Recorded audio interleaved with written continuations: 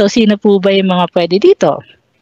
So, kailangan po isang retiree pensioner na mayroong MyDotSSS account sa SS website, 85 na taong gulang pababa sa huling buwan ng termino ng loan, walang kaltas sa monthly pension, or baka po kasi inabutan tayo yung saklap, no? Di ba kapag po may calamity loan assistance program tayo, minsan nagbibigay din tayo sa ating mga pensionado ng advanced 3 months pension. So, kung meron po kayo nun, tapusin nyo muna yun, yung 3 months na yun, tapos saka na lang po kayo mag-file ng pension loan. Ganun po. Hindi kasi pwede magsabay po yun.